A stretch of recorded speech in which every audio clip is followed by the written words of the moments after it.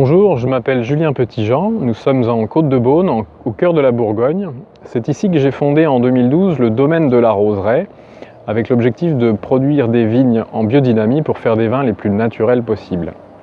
Le domaine aujourd'hui s'étend sur 3 hectares, entre Puligny-Montrachet au sud, où nous sommes aujourd'hui, et Beaune au nord, sur les appellations Bourgogne générique, Haute-Côte-de-Beaune et Beaune village. Pour pouvoir vivre de cette activité, il m'est nécessaire aujourd'hui d'agrandir le domaine. Nous sommes à Changey, dans les Hautes-Côtes-de-Beaune, sur la commune d'Échevronne, tout près de Pernan-Vergelès et de ses célèbres Corton Charlemagne. Cette parcelle où nous nous trouvons est sur le point de rentrer dans le domaine.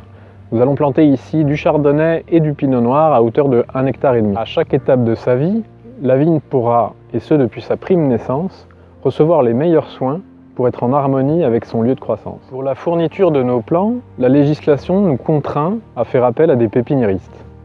Il existe très peu de pépiniéristes sensibles à la question de la biodynamie et qui soient à même de répondre aux besoins spécifiques des vignerons exigeants. Lilian Berillon, un des pépiniéristes les plus réputés au monde, a accepté de travailler avec moi et de produire 4500 plants en biodynamie, greffés à l'anglaise, à partir de variétés ancestrales de chardonnay.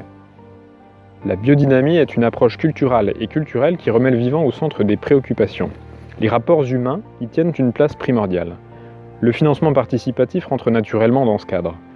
Je vous propose de participer à mon projet de plantation de vignes en Haute-Côte-de-Beaune en biodynamie et de contribuer à l'agrandissement du domaine de la Roseraie dans le respect des lois du vivant. Salut Julien, tu vas bien? Oui. S'ouvrir au vin biodynamique, nature, tel qu'on peut les entendre de manière générale, c'est accepter d'être des fois un petit peu perturbé, un petit peu guidé, charmé par des vins. Moi, en tant que vinificateur, ce qui m'intéresse aussi, c'est d'avoir une expression directe entre une parcelle, le climat, on va dire en Bourgogne, l'endroit où ça naît, et puis l'expression du vin ensuite sur chaque table. À chaque fois qu'on va le goûter, c'est un vin qui reste vivant, qui reste dynamique, c'est tout l'intérêt. Mais malgré tout, il y a un filigrane, c'est cette expression du terroir, cette identité, une forme d'ADN, et ça c'est réellement un marqueur, et puis une expression pure.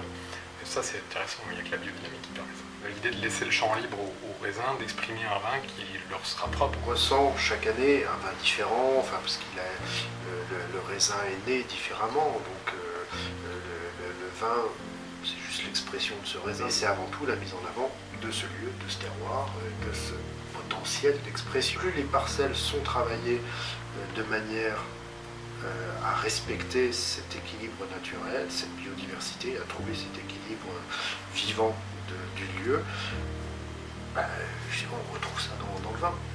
Effectivement, moi je retrouve à chaque fois cette trame, cet esprit de famille un peu, mais à chaque fois avec un caractère et des vins quand même assez turbulents, j'ai envie de dire. Quelque chose de culturel sur le plan du monde entier, sur le rapport qu'on a à ce qu'on met dans notre bouche, et le vin n'est pas exempt de ça. Cet équilibre, retranscrire cet équilibre, apporter une vivabilité, apporter quelque chose de naturel qu'on a plaisir à boire tout simplement, et que le corps a plaisir à accepter tout simplement. On est sur un produit qui doit être sain, naturel et bien fait. Et c'est à nous d'expliquer, de traduire, d'inciter les gens à comprendre ça.